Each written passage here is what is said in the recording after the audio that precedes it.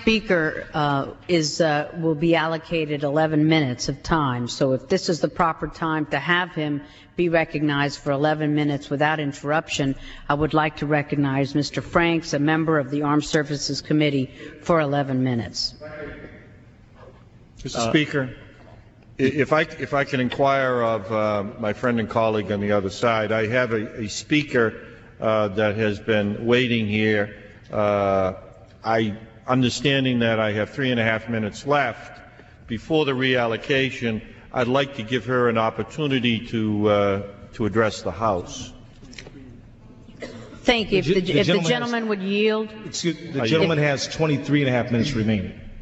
If the gentleman would yield, we have been waiting on our side as well for such a long time, and if my good friend from Massachusetts would allow Mr. Franks to give his statement, and then we can continue. I'd like to recognize Mr. Franks, a member of the Armed Services Committee, for 11 minutes, and I thank the gentleman from Massachusetts. Thank you, Mr. Speaker. The gentleman is recognized for 11 minutes. And I thank the distinguished ranking member of the Foreign Affairs Committee for yielding.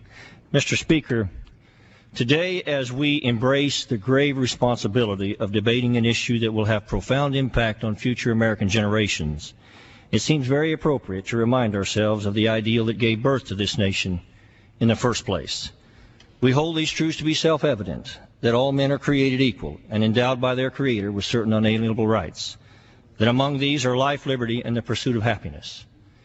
Whether we realize it or not, most of the important discussions in this chamber, including the one in this moment, center around whether we still believe those words.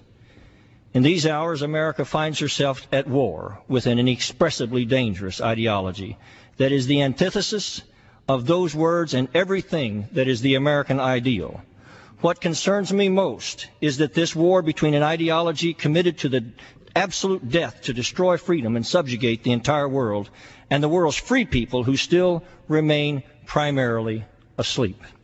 Mr. Speaker, this ideological war did not begin on 9/11. It began many years ago when certain Muslim extremists embraced a divergent Islamist dogma that dictates that all infidels must die.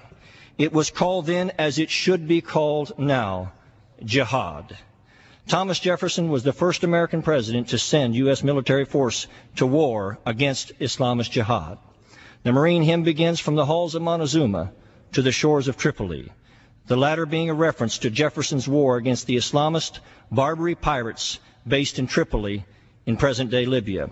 This is the same jihadist ideology that murdered Israeli athletes in 1972, that took American hostages in Iran, that murdered Marines in their barracks in 1983, that bombed the World Trade Center in 1993, Riyadh in 1995, the Khobar Towers in 1996, the Embassy in 1998, the U.S. Cole in 2000, and that brutally murdered scores of little school children on opening day in Beslan, Russia. And then, Mr. Speaker, this same dark ideology massacred nearly 3,000 Americans on September 11th. The ideology and practice of Islamist jihad is decapitating humanitarians with hacksaws on television while the victims scream for mercy. Cowardly hiding behind women and children while launching rockets deliberately targeting innocent civilians. Continually breaking treaties of peace and forcing children to blow themselves to pieces to effect the murder of other innocents. And this as their own mothers leap for joy as they do. As we anticipate future actions of jihadists, we should all consider very carefully their own words. Al-Qaeda's Zawahiri said, "The jihad movement is growing and rising. It reached its peak with the two blessed raids on New York and Washington, and now it is waging a great heroic battle in Iraq, Afghanistan, Palestine, and even the Crusaders' own homes." Al-Manar said on BBC, quote, "Let the entire world hear me. Our hostility to the great Satan, America, is absolute. Regardless of how the world has changed after September 11th, death to America will remain our reverberating and powerful slogan. Death to America. Al-Zarqawi said of America's leaders, quote, "They are aware that if the Islamic giant wakes up, it will not be satisfied with less than the gates of Rome, Washington, Paris, and London."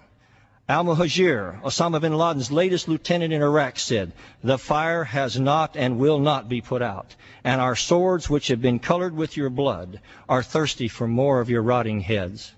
Sheikh Hassan Nasrallah, the leader of Hezbollah, said, "We have discovered how to hit the Jews where they are most vulnerable. The Jews love life, so that's what we shall take from them.